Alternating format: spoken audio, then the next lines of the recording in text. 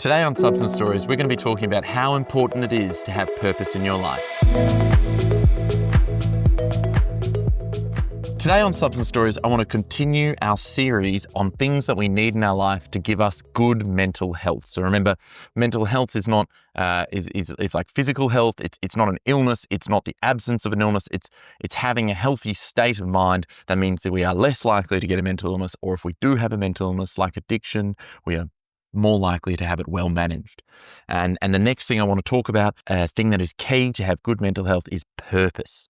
So I think part of addiction is we start every day the same place that we're going to finish it. We don't go anywhere. We're on a treadmill. We wake up, it gives us purpose, but it's a hollow purpose. We need to find the money to score. We need to find the drugs and score them. We need to find a place to use. And then we need to start that all over again. And that's addiction. It is a purpose. It gives us something to do all day, but it's hollow and it's meaningless. And what people tell me when they reach early sobriety is that they lose their purpose in life. They're lying on the bed.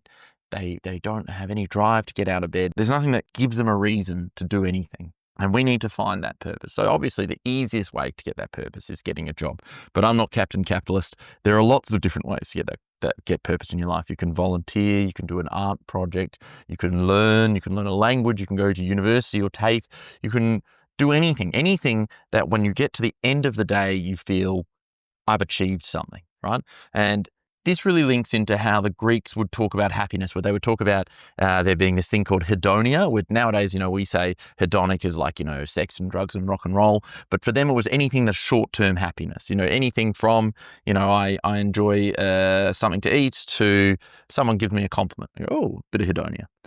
And then there's the longer-term happiness. And they would call this eudaimonia. And eudaimonia is sort of like life satisfaction from a life well lived.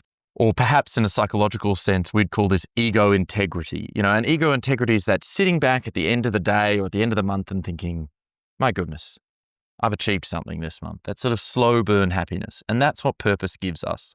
Now, the easiest way in my mind to get purpose is to create it for ourselves by giving ourselves little goals. And those little goals are in keeping with bigger values that we're aiming towards. So it could be to be able to get fitter. So then how do I get fitter? That's my value. So my goal underneath that would be to be able to run 5K. And so then my task underneath that, my little goal underneath that would be able to go for a short jog every day. And from that I will build. And from that I'm building purpose in my life. We can play that with anything. I'm doing a university degree right now, and I don't think, I'm going to go out and finish my degree. I think I'm going to do it bits and pieces, and that's how I get my purpose from it.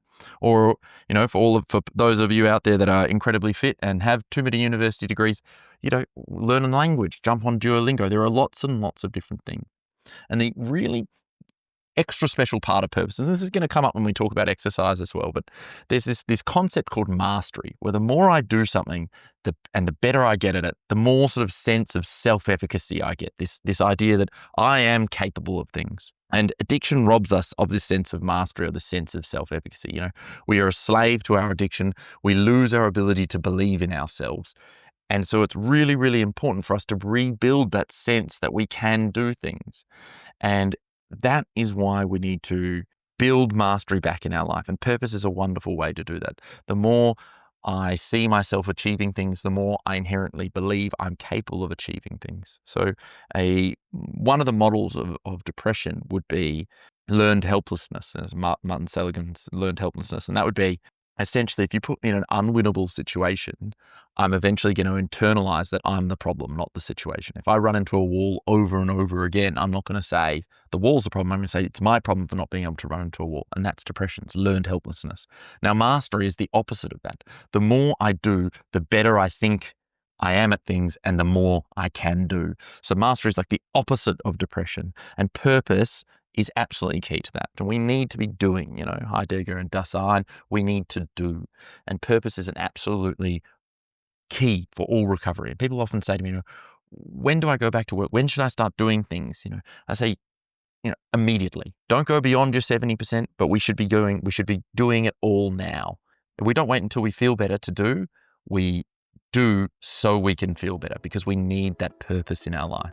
So thank you so much for listening. I hope this one was really helpful. Go out there and try and find some purpose in your life.